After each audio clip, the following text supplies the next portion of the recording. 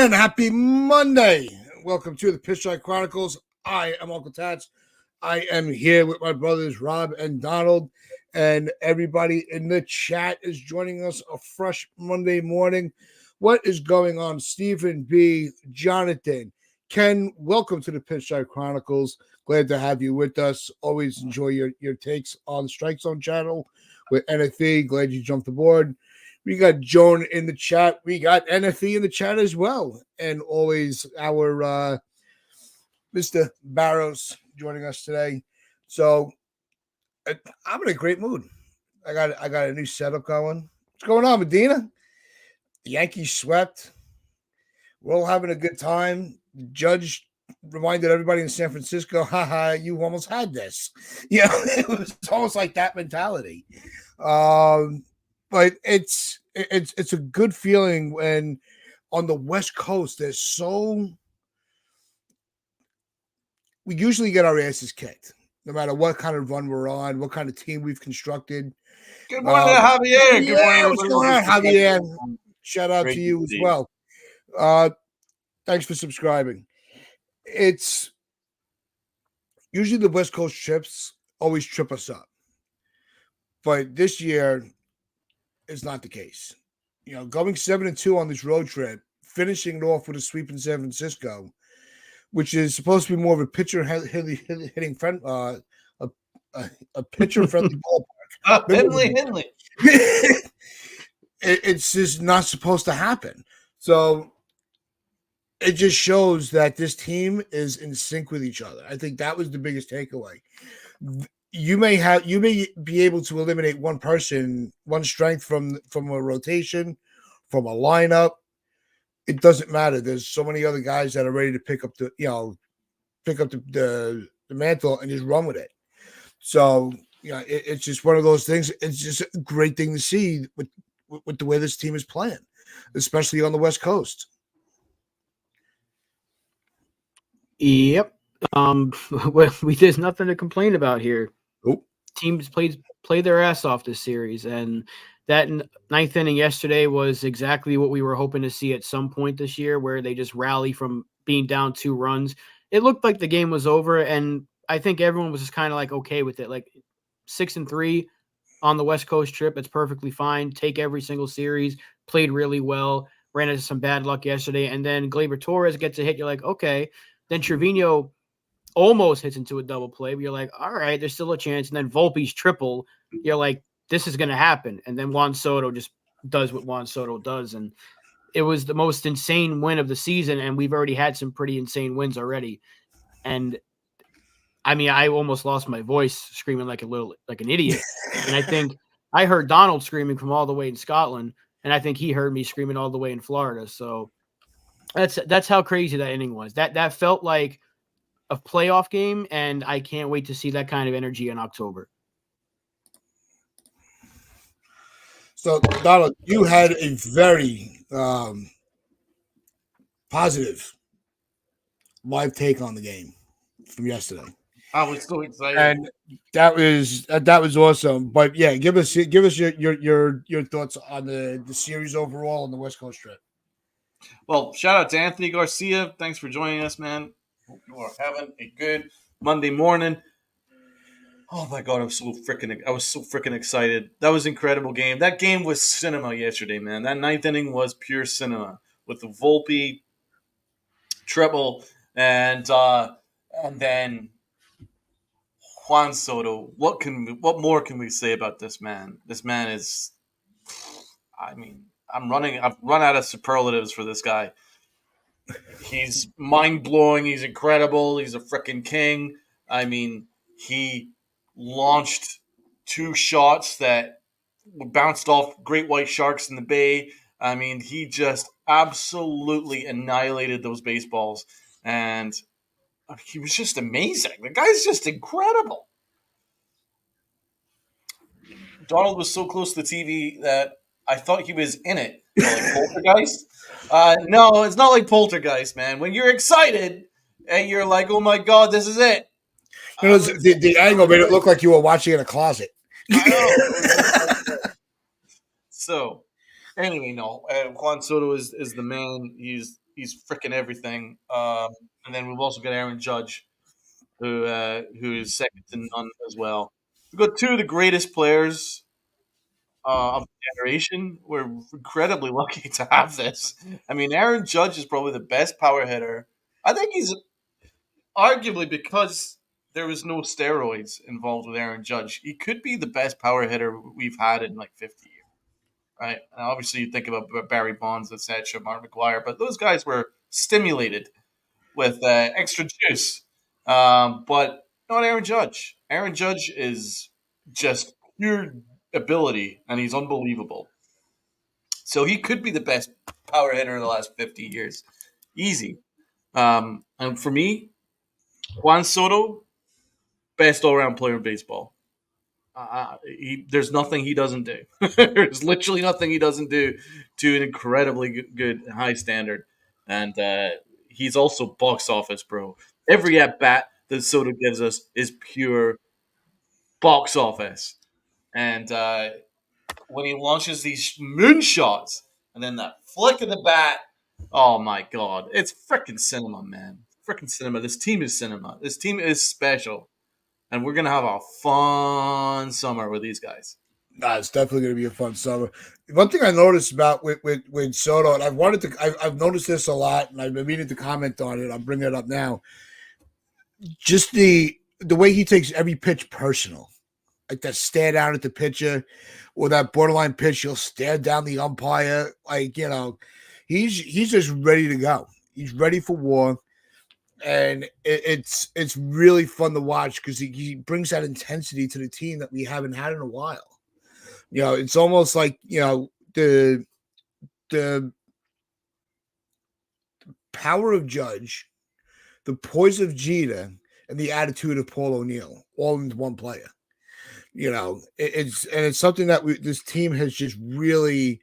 This is what we've needed, because you're seeing it's they always say that term, hitting is contagious. Well, so is an attitude in the clubhouse. The proper attitude and approach is very contagious to the rest of their teammates, and that's the intangible thing that Soto brings to this club. And he got the he ain't going. I'll tell you what, like he ain't going anywhere next year. He's going to be right where he is right now. Pose when he launches these shots. He's just like, he's a fucking man. He is the fucking man. And it's not. We didn't even bring up Verdugo, because we talk about the attitude and the energy that players bring. That hit that tied the game earlier before Santana came out and blew it. That was huge, because the game looked like it was going to be a loss. It was probably like a 3-1 finally. Like, they're not scoring right now. Snell's shutting them down.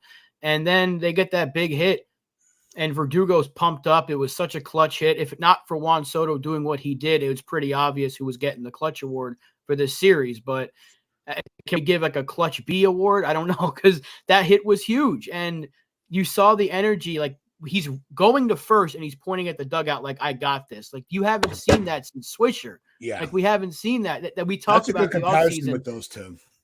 Yeah, we talked about in the offseason, like, this is going to be our Nick Swisher type, because we need that energy of an underrated player. He doesn't need to hit 25 home runs, hit 300 or anything. Just do what he does and be a good player, be a good energy in the locker room. And that's exactly what he's been.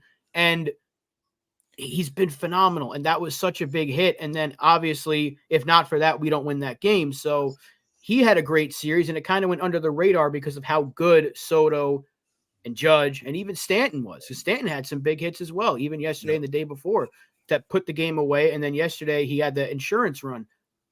I mean, this lineup is complete, and we're still having a couple of guys that haven't even really hit their plateaus yet. Rizzo and Torres have been up and down. Rizzo's been terrible lately. At least Torres has been hitting the ball a lot better as of late. But that's scary, knowing that we have a couple of guys struggling and this lineup is still clicking and they can come back at any moment. That's fun to watch. And the fact that, like you said earlier, we don't play very well on the West Coast, that all changed. 7-2 is fantastic. 6-3 would have been fine. 7-2 is unbelievable in the West Coast. Yeah, it never happens. Oh, it's amazing. Actually, the last time it happened, they brought it up on the broadcast yesterday. The last time the Yankees had this, won, all three of their games on the West Coast was in '98.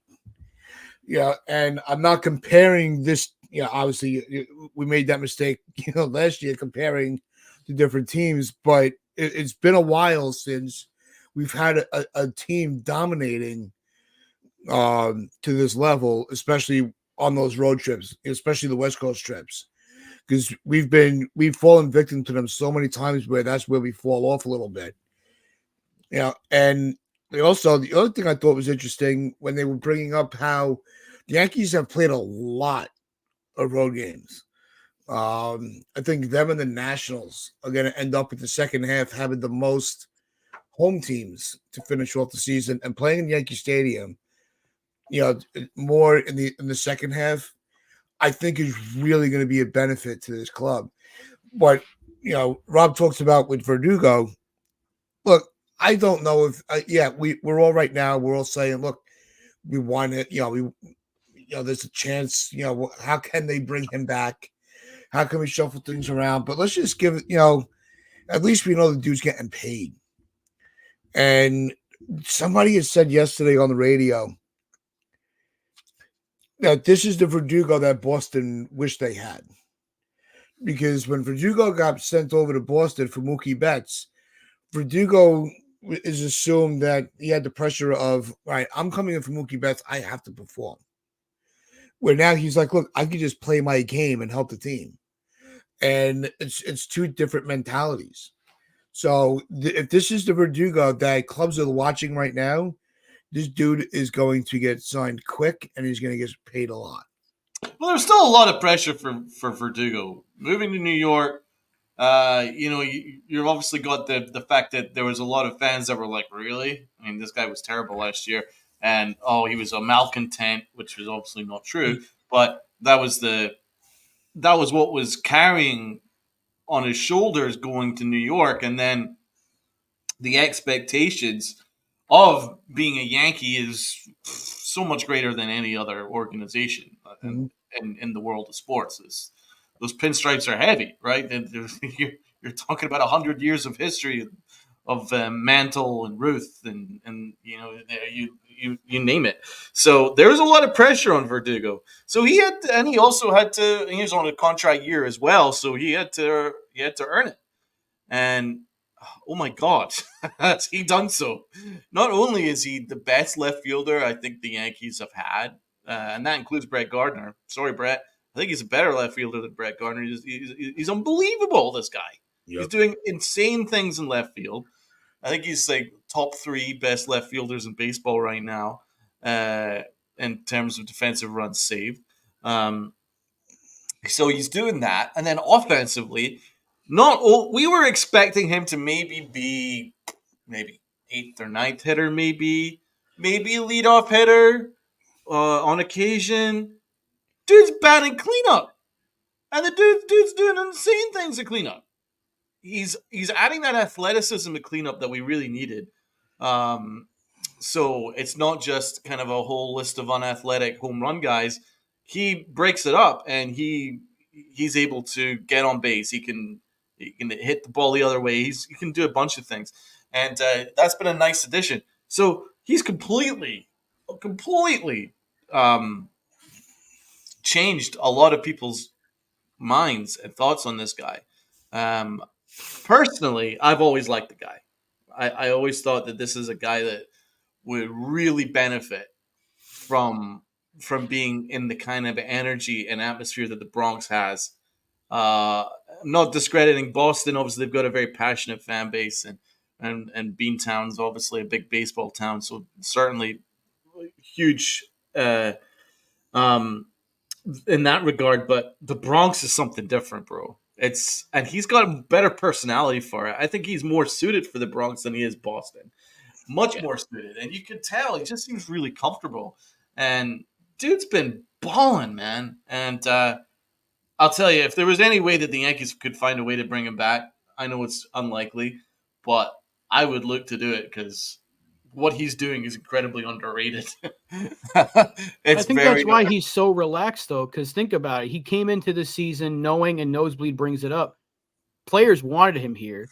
And he also knows he's probably not going to be back. He knows Jason Dominguez is there. He knows Spencer Jones is coming up. He knows that this is probably a 1-year thing, but he goes into this season. The Yankees wanted him. He goes from Boston to New York. That's gotta sting. Your team is to their bitter rivals, and that kind of pissed him off a little bit. And he took that personally, brought it to the Yankees, and said, "All right, I'm going to prove you all wrong," because he was getting negativity from his former team, the former fans, and even our fans were kind of like, "Why'd you bring this guy in?" And like you said, Donald, so he took all that personally, knowing this is a 1-year thing, most likely, knowing he's got a chance to get paid, and he's playing well. He was a solid player with the Red Sox. He wasn't Mookie Betts, but he was a solid player. He was good. Wasn't excellent, wasn't MVP caliber, but he was a very good player. And that's what the Yankees were bringing in. We talked about it all off season when they got him. He was better than any of the garbage we put out in that outfield last year that wasn't named Aaron Judge. And now he's hitting cleanup. He's protection for Judge. He's been great. He makes Stanton's life easier, like Sean Browning just said. It's a perfect fit. And he brings energy and he brings great defense. And it's a perfect stopgap player until Dominguez is ready. We know Dominguez is not going anywhere. We know Spencer Jones is going anywhere. So unfortunately, that does leave Verdugo out. If there was a way to keep him and get everybody in the lineup, great. But it's just not possible. You're not going to be able to do all that unless you move a bunch of players or try to get players to learn a new position. You're not teaching Jason Dominguez or Alex Verdugo first base. It's just not happening. So unfortunately, he's probably going to be the odd man out, but he's been so good. And look, if he does this and has some big hits in October and helps the Yankees win a championship or even win an ALCS, whatever it may be, he's going to be immortalized here. That's just how it is in October. Nick Swisher was great for one season, like really, really good, and stunk when he left the Yankees. Yet whenever he's around the Yankees and Yankees fans, they love Swisher. So it doesn't matter how good you are for the rest of your career, but if you do well here, they're going to love you forever. So I think Verdugo's already gotten that respect from this fan base because 2 months ago, there was a lot of people that were saying, you can't bring this guy in. Oh, he's a locker room cancer, but you should. They wanted Trevor Bauer. There you go. So, yeah, he's been great. Yeah, the first thought I would have is Spencer Jones playing first, but the thing is, he does have excellent range. He's got phenomenal range in center field. He track down any ball. So, yeah, I mean, obviously, common sense dictates that most likely that Verdugo doesn't come back. So we just got to enjoy him while we have him. But these are all good problems to have. The fact that we got Jason Dominguez waiting in the wings and like the man's crushing it in his rehab assignment, absolutely crushing it. He's having an unbelievable rehab assignment. So like he's making it to the point where the Yankees will probably have to call him up at some point this year. He's doing this well. So you got him waiting in the wings as well. So this team is so good and very exciting. And let's talk about the mentality because the mentality is something that I've not seen in a while. I would say 2017, there was some good mentality there. The Savages in the Box year, 2019, decent, solid mentality right there. But this is different. This is like they got an air of like we're top dogs. They got the air that we're the freaking man. We're gonna put on a fucking show. Because what did Aaron Judge say at the end of Game 1 in San Francisco? He says, "People come to see the Yankees. We want to put on a show, and we're gonna put on a show tomorrow." Boom. Mic drop. Because that's exactly what he did. That's exactly what the Yankees did. Not just him. The Yankees put on a show. And that mentality is awesome. There's no letdown in this team. This team wants to absolutely bring it every single night. They are in every single game. They are in every single at bat. They refuse to go down. And there's this, it's a winning mentality that is contagious. And it will continue to be contagious. And it's going to carry us, man. Because look at us. We're the best team in baseball now, officially. And we've got the two best players in baseball, officially. in terms of OPS. So you got that as well. They got best pitching rotation right now. And we're waiting for Garrett Cole to come back to make it even better. This team is locked and loaded, bro. And credit, I love this mentality. It's a 2009 mentality. But the difference between this and 2009 is actually that they started a little slow in 2009. They're not started slow this year. They've gone all guns blazing, and they are bringing it every single night, and it's very exciting, and it's freaking box office. It's everything with this offense. There's almost nothing to critique. You have a couple of players in slumps. Sure, that happens. But I mean, the lineup's been consistent. They know their role. They know their place in the lineup, and what the expectations of said roles are, and they've accepted it. Especially Verdugo with the cleanup spot. It puts a spot in the lineup he really didn't play a lot of. In Boston, he was somewhat of a leadoff guy, and we hadn't even thought that he could have been that. But Volpe's risen to that occasion. I think the 2-3 punch of Soto Judge is perfect. There's really nothing to complain about. Could the catchers be hitting a little more? Yeah, but look what they're doing with the pitching. Look at how they're working with them. So you really can't complain about the Wells isn't. Yeah. What? Trevino's hitting, but Wells isn't. Yeah. Well, Wells is the future, so it's you want to see him pick that up, but as long as he's maintaining his rapport and his work ethic with the pitches and really getting through making sure that they're on the same plane, then I have no issue with him if he's just gonna because we already the lineup is stacked enough. We're not dependent on that one spot, so there's no rush to be like does he need more work at the plate? The batting practice and all that, just leave him alone. I don't think there's really much to work on. He's also, because every time that they switch whatever side the plate the opponent is, they're either pulling Trevino or Wells, so they're really not getting a chance to see how they're adjusting, to change the pitches throughout the game. So that kind of bothers me too. I'd like to see Wells just get a few more opportunities against the lefties. Because there's no way to see how his growth is if he never faces him. So that's just a little nitpick of mine. But I do want to get into before we get to the awards, I want to touch also on the pitching, because the pitching has been another big, huge key to the success of this team. And I want to focus on the outing from Poteet. And our resident prospect guy Rob. I'm sure he's been watching Poteet a little bit in the minor leagues, but he's been called up before and he had a really dominant start. Is this have we been seeing the same from him up here than he has in the minor leagues? Well, he was hurt for the last 10 days, so he hasn't pitched.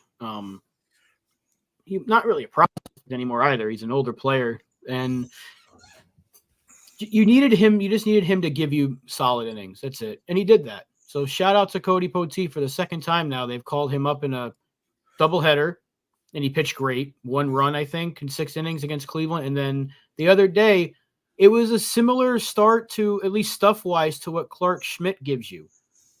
Gives you 3 runs or less, 5 innings of work. I know Schmidt's been a lot better as of late, but before the injury. But that's kind of something that you expect from a number 5 starter, and that's all he's got to be for the next 2-3 weeks until Cole is back. And if he can give you that, perfectly fine. That's exactly what you want at him. He was a depth guy when we signed him. He continues to be a depth guy now. And if he comes up when we need a depth starter to come in and give a spot start, if he can give you 5 and keep you in the ball game, that's perfectly fine. That's a good lineup that San Francisco has. That's a good team. They have been decimated by injuries as well. I don't want to put the Giants down too much because that's a team that at full strength, I said this on NFE's show yesterday, at full strength, the Giants can be a playoff team. They might still be, even with the injuries they have. They're hovering around 500. But he came in there without pitching for 12-plus days with the blister, and did pretty well. Had one rough inning, but other than that, he was perfectly fine. Defense didn't help him in one inning as well. I said on Twitter, you're not a Yankee starter until the defense screws you over. And I think it was the Volpe error that led to a run or two scoring against them. And look, he did his job.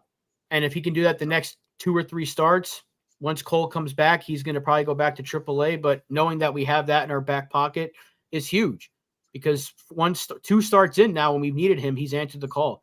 So he's been great. Yeah, so I want to give a lot of credit to Matt Blake, I think, for turning Cody Poteet around, because Poteet was actually in Miami Tats prior to New York. He was in Miami in 2021, 2022, and his ERA touched 5 in 21. It was much better in 22, 3.86 ERA actually, in 12 games, but just 2 starts. But Matt Blake's really kind of turned him around, because look at the difference. So he had an ERA touching around 4, high 4s in Miami. Comes to New York and 2.45 ERA. What a difference, right? And the WHIP has gone down significantly. It went down from 1.34 to 0.91. That's such a big improvement there. And I think Matt Blake has done the work on Poteet. It was a smart little signing. He's never really been a process. He's like 29 years old. It was just really a case of finding lightning in a bottle with this guy. And that's what Matt Blake does. That's what Matt Blake really does well, I think. He finds lightning in a bottle. I think that was a smart signing, and he's added nice depth. Now, did he pitch great? No, he didn't pitch great. But the thing was, he got out of it, and that was all we could ask. He got out of it when required, and he gave us some solid innings. He's actually been much better in his previous start for us, but I think the layoff between 11 days when he hasn't pitched is actually probably more to do with it than anything. I think he's going to be much better in his next start once he's back on his regular routine. Thought he did fine, and I think Poteet was a smart signing by Brian Cashman. And once again, another example of the great work that Matt Blake does. Matt Blake is an absolute freaking guru. He's like a pitching guru. Yeah, it's and yes, that was bad part on my wording. Rather than say minor, from the minor leagues and the prospect list. That is what it is. You all know how it goes. But no, I think the starting rotation, I think it just shows that, like you were saying, Donald, to your point, the work that Cashman has done with getting these guys, and also the intense work that Matt Blake puts in. We've seen where it doesn't, it's almost like it doesn't matter whose name gets called. They're playing to the level of the team, and they're trying they're really putting the work not to be the guy that sends everything off the rails, and sends us into a tailspin. Because even guys, it was brought up in the chat, Santana. John saying he gets sent down. He hasn't looked the sharpest his last couple of outings, but I mean he's been serviceable. Same thing with Tonkin. Tonkin's been surprisingly okay. He's been great. Yeah. He's the best ERA in our bullpen right now. Is he really? Yeah, he's got like a 1.24 ERA. Because if you don't count Canely, because Canely just came back, so I'm not going to count him. He's only had like 3 outings. Tonkin's got the lowest ERA in the bullpen, and he's had like 15 appearances for us. So you take away that nonsense in Milwaukee, that wasn't. I can't really put that on him. I guess Donald hates Tonkin, but he's been great. I have no complaints about Tonkin. But the thing is, with these bullpen guys, when you pick them up off the scrap heap, you kind of just you use them until they're bad. So Santana, I think Santana's hit his wall, and Marinaccio more than deserves to be back up here, because we don't know when Nick Birdie's coming back. He's still on the injured list. I don't know. Efros is about to start. Maybe he's throwing bullpens, and Lou Trevino still has a setback. So I think Marinaccio deserves to be up here. And Santana is kind of 2 months in. You don't really have a need for him anymore. So Neely would be a guy that I'd look at too. He's been dominating Double-A. He's got like an ERA of low ones. He's a strikeout machine. I'm just wondering how long they keep him in Somerset because he's been great for the last couple of years. Jack Neely is a name to look out for potentially this year.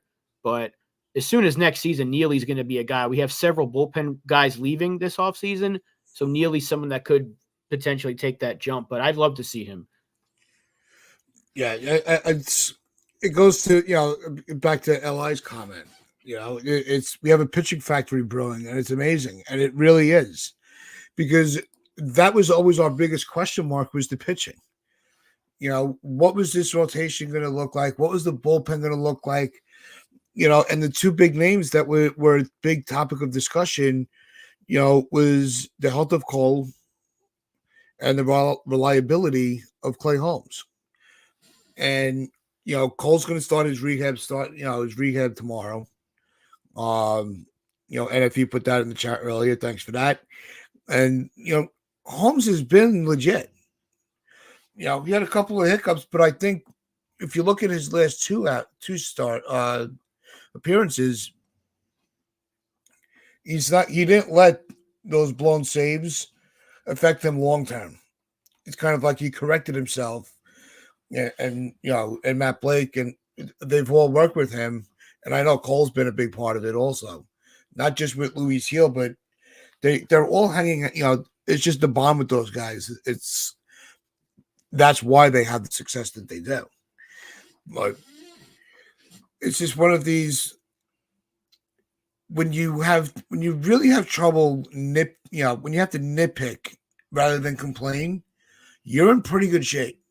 And the Yankees have the record where they can, you're not going to hit the panic button if somebody has an off day. Yeah, and the bullpen's been fine. The pitching's been great in general, but I just think, like Jones said, we have better options than Santana. That's the one thing that I would probably critique is I would like to see Marinaccio back. Yeah, Ferguson's been terrible, but I don't know if they're going to bring up anybody else. Frederick keeps bringing up Anderson. I'm not sure.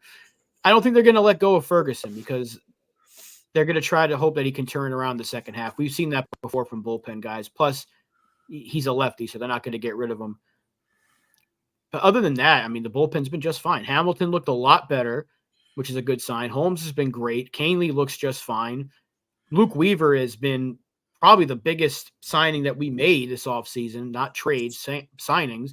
And Stroman too, but Luke Weaver's been fantastic. The bullpen's done its job. It's just there's a couple of guys that have struggled. And you can definitely get Marinaccio back here as soon as tomorrow. That I would say. Santana can go. But look, we got 2 months out of him. That's more than I was expecting. Yep. Now, talking about, with bounce backs and everything. Yeah. And Rodon has been one of those guys that has completely bounced back. No issues whatsoever with Rodon this year. It's really making it easy to forget last year, the way he's been pitching. But we were talking about like earlier on, with guys like Soto and Verdugo, coming into the mix of what the Yankees were building. And if we're going to stick with the pitching, let's also talk about, Stroman, because he's another one that is really, he's all in. It's like, this is what he's been waiting for his entire life, and he's not letting those opportunities go to waste. He's been setting the tone a lot.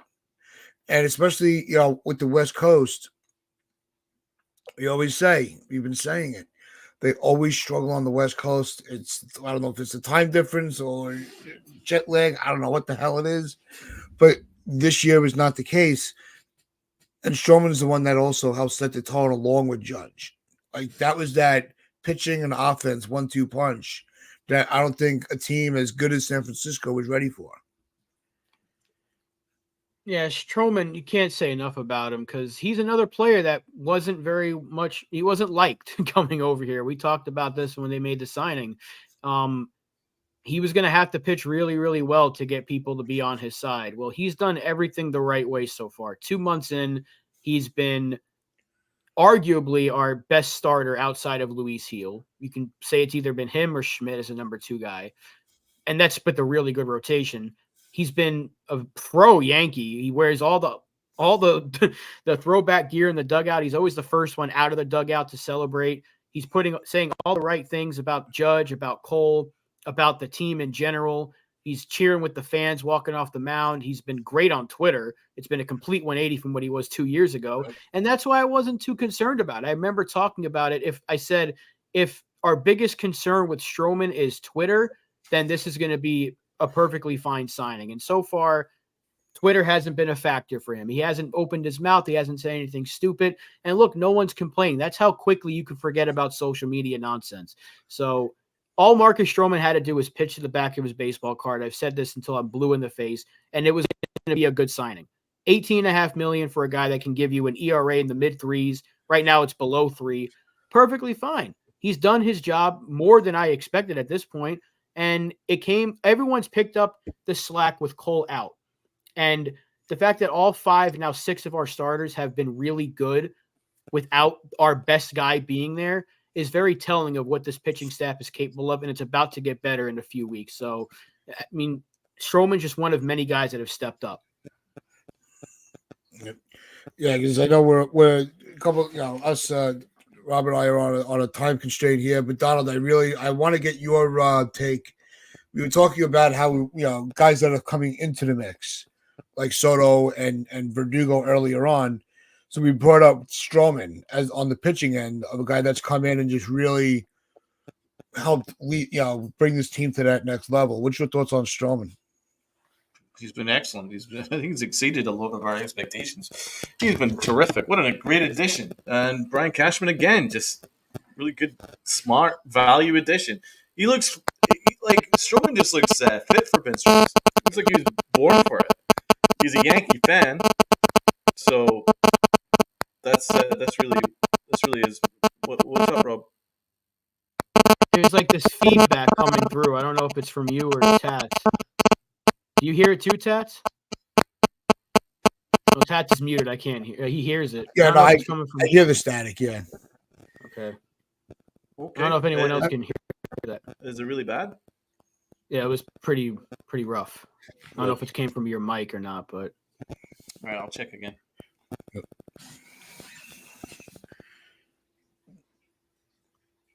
Yeah, I think NFE. Yep, Sean NFE. Yeah, Morse code. Yeah, Morse code. Okay, I was going crazy, but I saw Tats mute himself. I think he heard it too. Yeah, I wasn't sure who it was. I'm like, all right, let's just, let's mute ourselves so he's done. Sounds like cell phone interview. I don't know, but we're working on that. But no, there's really nothing to say about how good the additions have been and how they've elevated the rest of the team. Because you're seeing that they're going, they're just going all in.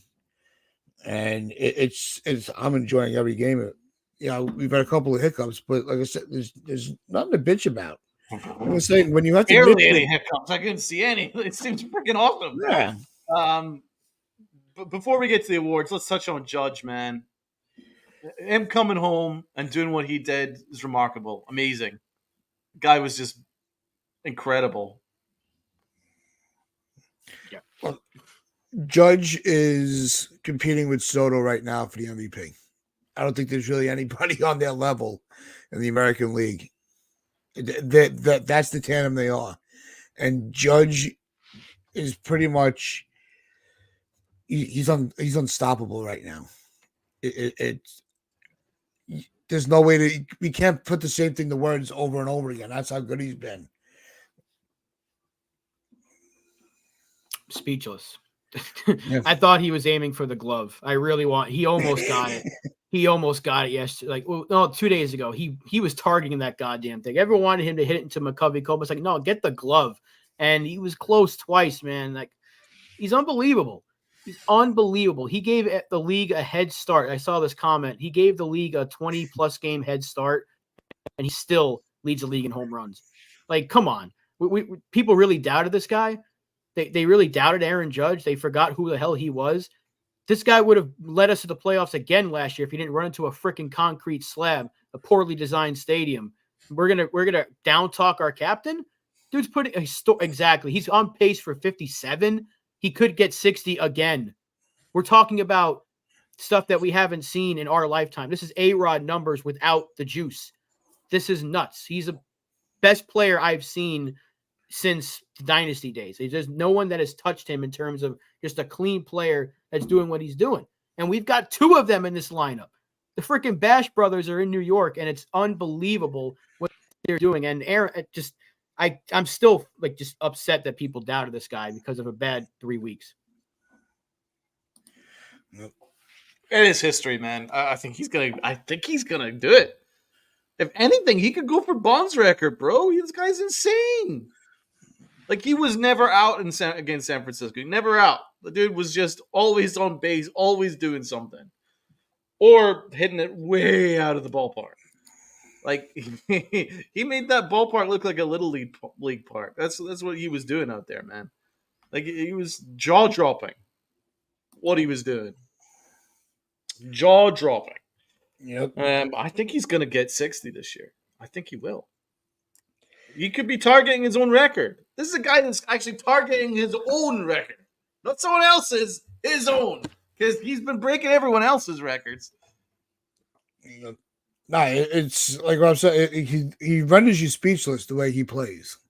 Yeah, and I thought that was an awesome look at it with the month head start. But let's get things moving along, and it is time for Donald's Awards.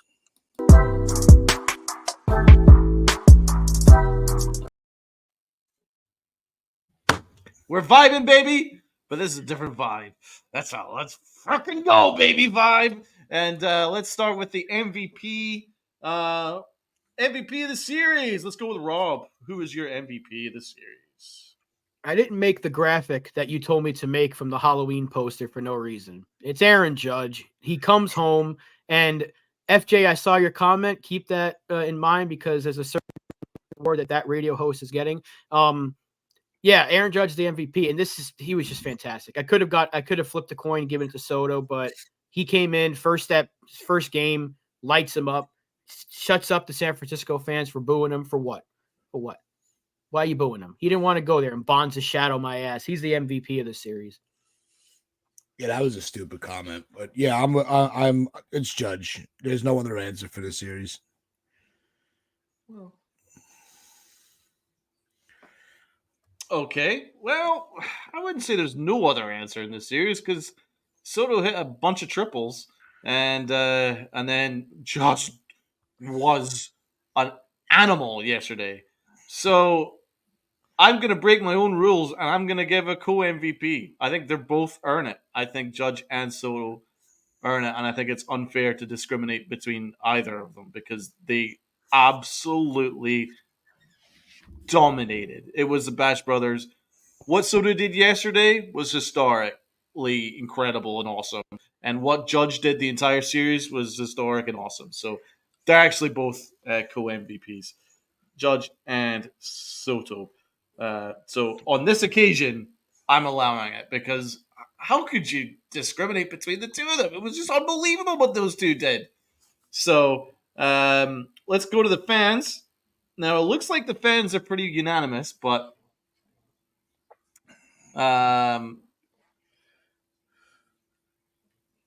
Robinho says there's no multiple voting allowed, Donald. Well, guess what, Sunil? Well, it's his game. It's his rules. This is something, Sunil, right? Just put your ears close to the computer, okay? It says Donald's Awards. Not Sunil's Awards. Not anyone else's awards. It's Donald's Awards. I make my own fucking rules, okay? So, the fans. What did the fans got to say here? I think the fans are all pretty unanimous. I think the fans are all going Judge. Yeah, it's like fucking 30 to nothing. Right. Okay. Well, everyone's saying Judge. That's cool. All right. The fans have gone with our captain. I'm cool with that. Let's go with a low-key MVP. And let's start with Uncle T. I had Soto. If Judge was the MVP, I have Soto as the the low key or where you want to phrase it co-MVP. But the low key, Soto was he was another one. The two of them were just unstoppable this series. Let's go. Yeah, Juan Soto. Like I said, you flip a coin with the two of them. One gets one award, the other gets the other. If you want to consider co-MVPs, that's perfectly fine for this case because they were both fantastic. But, I mean, what else can you say? We've already spoken about these two players. They're fantastic. Low-key MVP, Juan Soto. So, because I've now got the co-MVP, it actually opens up room for just give someone else a credit. And so you could say Volpe. That triple that he had was clutch. But I'm going to give it with the Verdugo dog. Verdugo deserves more recognition. The guy's been fantastic. So that basically triple changed that triple that he had in the ninth inning changed the game. That saved the game. You could give him the clutch award, but there's other guys. So LI's with me. Salute to you, LI. Verdugo gets my low-key MVP. Let's go with the fans. Who of the fans got? All right. Well, they put their comments in. I do have the low-key from Spencer. And he has his low-key MVP for Trevino. If he doesn't hustle out to the first base in the ninth inning, the Yankees don't sweep the series. He got some key hits in other games as well, not to mention his play calling, or rather his pitch calling. So that was Spencer's vote for Trevino. Do you know what? We love Spencer on the show, and Spencer is the absolute man. He's going through a lot. So I'm actually going to go with his award. I'm giving it to Trevino. He is a low-key MVP from the fans. The fans are... Yeah, and FJ also threw Trevino into the... brought up the beating out the double play. Okay, let's go with the clutch award. I'll start off. I'm giving the clutch award to Soto. Well, I mean, what else can you say? That 2-run jack job into the San Francisco Bay. I think that pretty much confirms that one for me. But let's go with Rob. Yeah, I mean, if it wasn't for Soto doing what he did, I think Verdugo would have had that award. I know I'm seeing a lot of Verdugos coming up already. It's 2-2 right now in there, but I got to give it to Soto. But it's tough because I want to give Verdugo a shot. I also want to give Poteet potentially the clutch award because he came up there and pitched really well in a big spot. But yeah, you can't give it to anyone but Soto because that was an absolute monster shot. He almost hit into that stupid lake out there and gave us a win. Gave us a sweep too. Yeah. Yeah, originally I had my clutch award not even a Yankee. I actually had it for Ramos yesterday for the offensive display he was putting on. It was like he was single-handedly trying to avoid being swept. Then Verdugo hits a 2-run home run. And I'm like, all right, cross that name off, fighting Verdugo. What about Schmidt? The Casey Schmidt character was kicking our ass. Well, Schmidt too, yeah. Well, yesterday, yeah, it was... They would, those two guys really were doing everything they can to avoid being swept, but this is the freaking Yankees and it's Juan fucking Soto. So Juan Soto is the clutch player for me. All righty. We'll go with the fans. It looks like well, LI's gone Soto. Joan considering Tonkin. And I just got a texted vote for Soto. Yeah, I think the fans have gone with Soto. It's close though. Stevie B's gone Soto as well. Ken has said clutch AWD and Stanton. Lots of Soto votes here. LI went Verdugo, NFE gone Soto. So Soto wins the clutch award. Let's go with a pitching award. This is where we can get some pitchers some credit. Let's start with Rob. I got to go Stroman. I think he pitched really well against a good team. Started off the series well. You can give it to any one of these guys. Well, not Nestor, but even Tonkin is a guy that you can give that award to because, like Jones said, he kept it close. Tonkin pitched really well and kept us in that game. I mean, I know you don't like him very much, but he's been very good as a Yankee. For some odd reason, he just continues to get outs. Like you said yesterday, Donald, you don't know how he's doing it, but he's I getting don't know outs. how he's doing it, but he's doing Now, it. I'm going to give it to Marcus Stroman. He was brilliant. Uncle Tats. I'm giving the pitch. It's easy to give it to Stroman. He has been legit. Pitching into the 8th inning, but I'm giving it to Poteet. I think coming in, getting called up for Schmidt, who's been rolling, being able to come in for a spot start and just keep the rotation just flowing. I think that's sometimes that's not as easy to do as you would think. So I think Poteet rose to the occasion and kept us on the win run. That's a good shout out, man. I do agree that there was a lot of pressure on him to keep up the standards of the rotation, and he did so. And I can't say enough about that.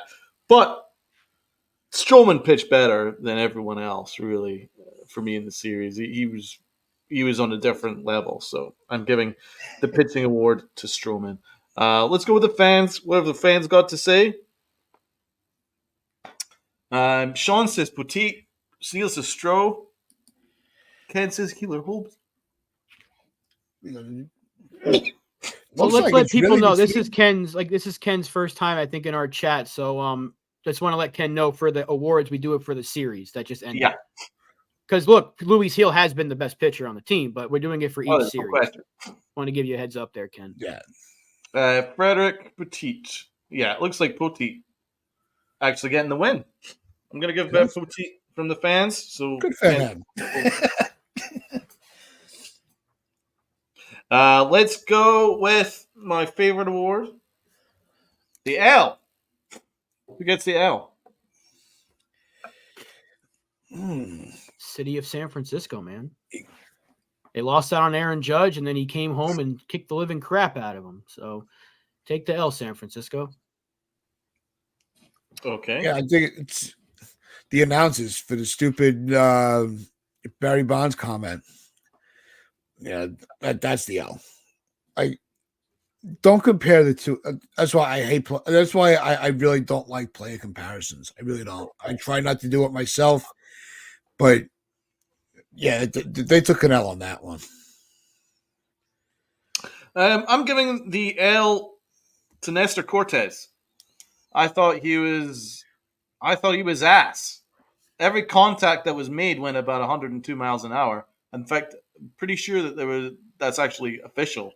Like everything that was hit went 101.9 miles per hour. Plus, Nestor was just throwing batting practice out there. I'm amazed he didn't give up a 10 spot. I thought he pitched like freaking garbage. And it's only how great our outfield is, particularly Judge and Verdugo, that they tracked down a bunch of balls and it kept us in the game because he pitched like ass, right? Like let's just clear that up. He pitched like ass. He's good at home. Whatever he does at home works. On the road, he's just leaving these cutters right over the middle of the plate. He's basically throwing beach balls over the middle of the plate to a not a great lineup, and they were all just absolutely matching. So for me, he gets the L. I thought he was absolute utter ass. Yeah, Spencer agrees with you too. He's giving the L. Well, his pitching is substantially why he should go to the bullpen when Cole returns. What's going on, Jacob? Facts. Thanks for popping in. Thanks, Jacob. Let's see who's. It looks like the L goes to the fans, from what I'm seeing. The San Francisco fans. Yeah. Yep. Li's got the radio host. Yeah, the radio host. Well, remember, there's that other award. So it looks like San Francisco. I'm just gonna say that generally San Francisco gets the L award for the fans. Just like Rob says, like it can generally covers the fans / announcers and blah blah blah. So I think that probably sums it up. Okay, let's go with the Aaron Hicks Award. And for those that are new, particularly Ken, The Aaron Hicks Award is for the worst of the worst, and it could be anything. It could be anything you want, anything that really gets your goat. The Aaron Hicks Award. I can't stand Aaron Hicks. Aaron Hicks gets my goat. That's why he has an award to himself, just for the worst of the worst of the worst of the worst. So, the worst of the worst of the worst of the worst. Rob, who is your Aaron Hicks Award? Oh, it's that idiot. I continue to have issues with radio hosts, apparently. It's like me versus the world. This guy said that Judge was afraid of the grind. He talked like Triple H was talking about Will Ospreay going to AEW instead of WWE. For whatever reason, Aaron Judge did not want to come to San Francisco because he's afraid of being in Bonds' shadow. We're going to act like staying in New York and being the captain of the New York Yankees is some easy thing to do. He's afraid of San Francisco. Are you sure about that? Because did you see what he did to you in his first series there? Lit you up, and he proved that you were an idiot, just like most radio hosts are nowadays. So you know what? You, my friend, whoever your name is, I don't even know what his name is. You are the prick. You are the Aaron Hicks of this award show. Idiot.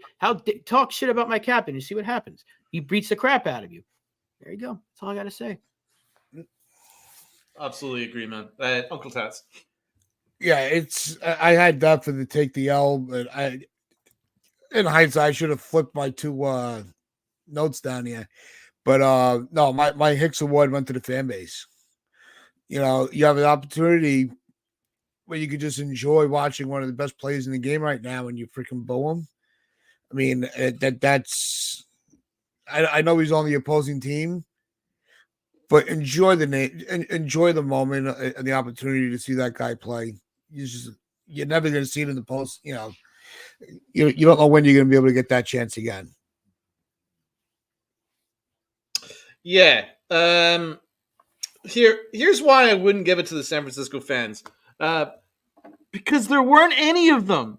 It was all Yankee fans. There were a lot of Yankee fans. For much of the series, it was like 80-20 Yankee fans, man. When Soto hit that blast, everyone was on their feet cheering, and they were all wearing white pinstripes. I guarantee that was. I think if you're going to give an L to the San Francisco fans, the fact they didn't show up because they got roasted, bro. They certainly didn't show up in the final game of the series. So my Aaron Hicks Award. There are actually some other candidates. Let's give Wendelstead or whatever his last name is certainly credit for the fact that he is an idiot. Tried to get basically took the bat out of Aaron Judge's hands, the first base coach. So he certainly deserves a shout out. But really, Rizzo I thought had an horrible series.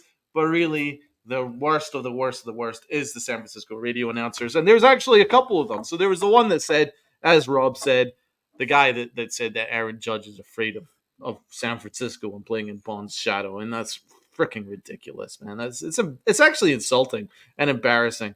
We're talking about Aaron Judge, who's like one of the great pros. Okay, he's a pro's pro. He is a great pro, and he has a great attitude everywhere he goes. He loves his family. His family and friends were all there in San Francisco. I think if there was, he really seriously considered San Francisco. He wasn't afraid, but he went back to the team that developed him and that where he broke records for, and he wanted a legacy. His legacy is New York. He knew that his legacy was never going to be in San Francisco. That's not afraid of anything. In fact, there's more pressure being in New York than there is in San Francisco. So it's a dumb, insulting take to one of the great players of a generation.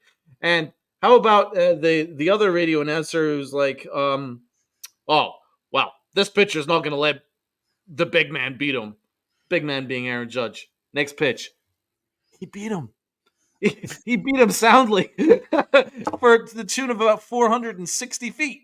So, yeah, I say that the L goes to all the San Francisco radio announcers because they were all just basically crying the entire series. I thought they were all insulting and embarrassing, and they embarrassed themselves. And not a good look for them because Aaron Judge made them all look like idiots.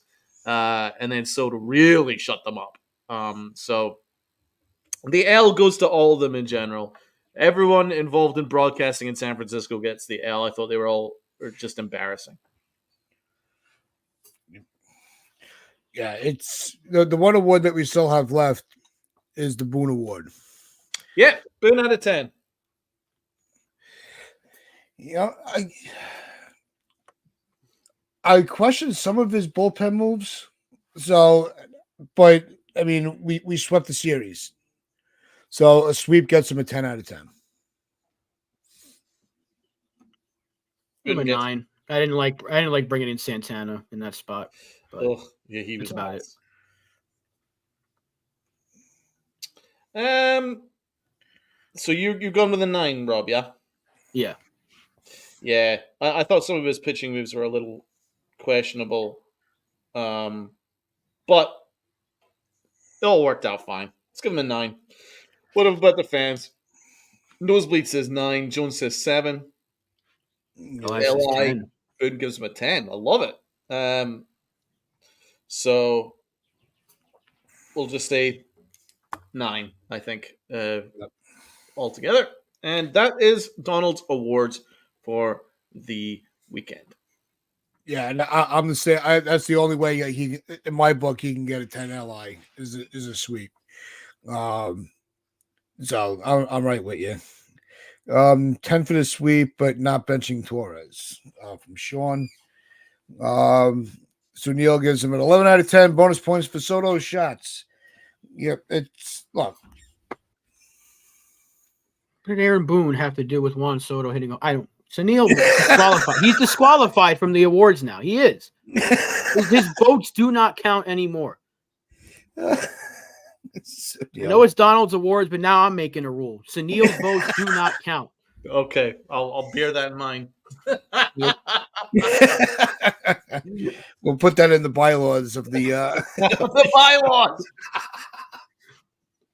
But we appreciate everybody that has spent their Monday morning with us.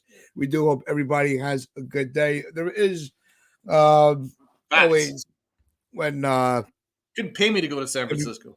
Yep. Mondays, Wednesdays, Fridays. You can always catch us same time, same channel, 10 a.m. So make sure you hit those notification bells. Make sure you subscribe and join the family. But on behalf of myself, Rob, Donald, we hope you all have hit that like button, hit that sub button, share this out with your friends, your family. It's change around the corner.